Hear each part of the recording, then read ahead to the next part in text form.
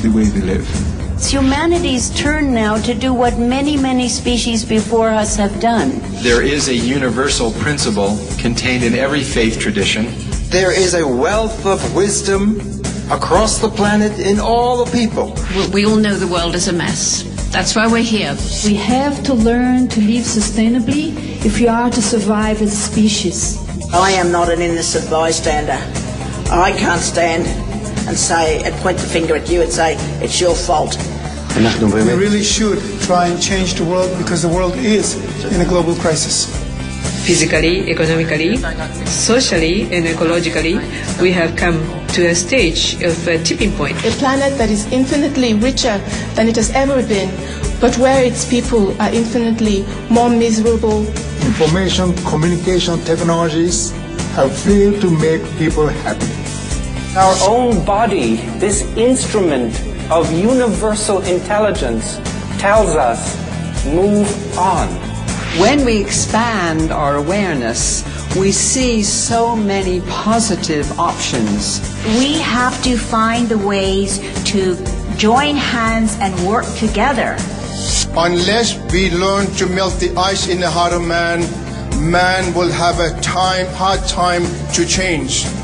Thinking is a transformative act. Consciousness and spirituality is the manifestation of the immune system of humanity. We're not claiming to be wise. We're saying that at least we have enough intelligence to recognize how vital it is to listen to the power of global wisdom and realize our survival as a people on this planet depends on that now.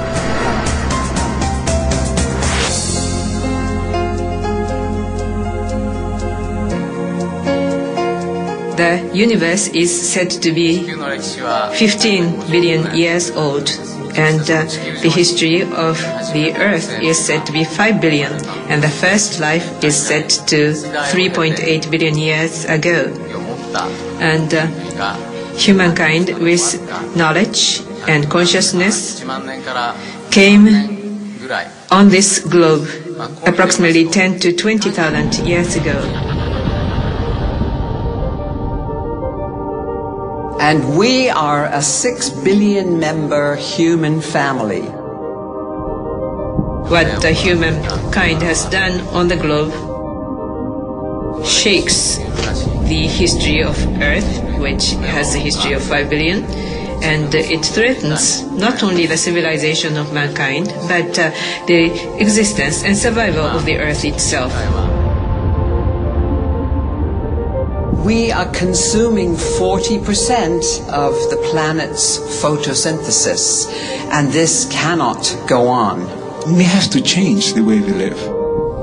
You know about this report last week about the originator of the Gaia theory, James Lovelock, who said that, we're very likely for the next 100,000 years we're heating up the Earth, so that only small groups of people in the Arctic zone will survive.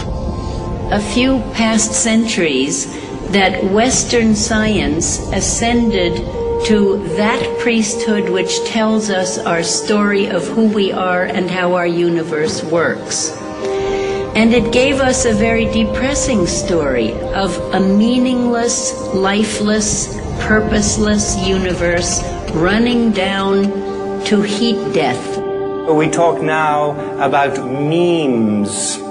Those particles of meaning that cluster together, that shape our value systems. We are filled with meaning. We are in a meaning-loaded world when the winds of our time are blowing belief systems and thought forms and ideas that no longer serve the human race. We have now learned that it is very easy to melt the ice on the ground. All what we did is to live the way we do, and everything is melting. But then we have learned the very hardest ice to be melted is the one in the heart of man. There was a method by which to manage life, by which to communicate with each other, to connect to each other correctly, like cogwheels in a machine, where anyone who changed anything changed everything else with it. And in this way, we could understand that we were all interdependent. And when the ego broke out in us, in Babylon, people didn't know what to do. And they began to evolve egoistically and forgot the ancient wisdom of how to get along and be as a family. And today we can see the results of this terrible evolution. People are not content. In some area, quite a number of people have very miserable lives.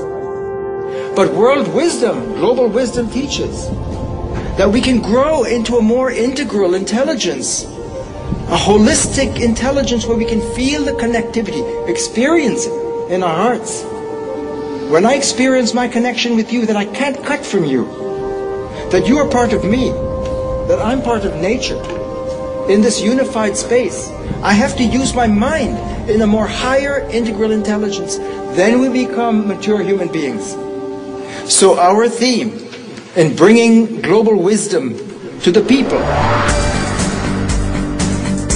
We need to adopt the ancient wisdom that sustained us before there were religions and peoples, before we began this evil civilization of ours. So we can all reunite as brothers in one big family. Because globalization, which is what we are discovering today, in it, we just see that we're all dependent on each other, tied at the core to one another. There is a revolution going on, and it's not only inside people's head. It's not only people sitting at home and chanting. People are practicing it. We can see that it doesn't really come from religion. It must come from something beyond that. And we'll call that a great mystery beyond language. And that's an internal secret that everyone has to find in the quiet of their own conscience. Such spiritual truth reminds me that I am connected to all others, and that helps me in my search and my own journey. There is no actor that acts in isolation in the world anymore. That in our intertwined interdependence and interconnectivity, that the action of one person affects us all. When we looked down into the smallest manifestations of existence that we could find, when we looked all the way down into the quantum, into the subatomic realm, what did we find? We found a world that said, you are not separate from me. It's a butterfly. It's a symbol from transformation. And transformation not mean bad things. It's transformation. It's something fantastic.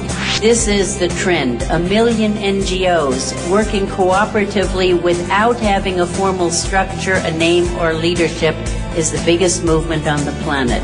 So we don't need any education or any kind of punishments or warnings or police or punishments or anything. But when you see how you're connected to the world, that helps you conduct yourself correctly. And this is the solution that this wisdom that appeared 5,000 years ago provides. The only certainty there will be in our lives is change. More and more change. I would suggest to you, if you want to do something useful, do something to bring about a connection. And when we tap that wisdom and open up and mature, we fall into compassion and care, and that this is vital for our sustainability on the planet in the 21st century. To become one human family and live together harmoniously, flourish with sacred earth.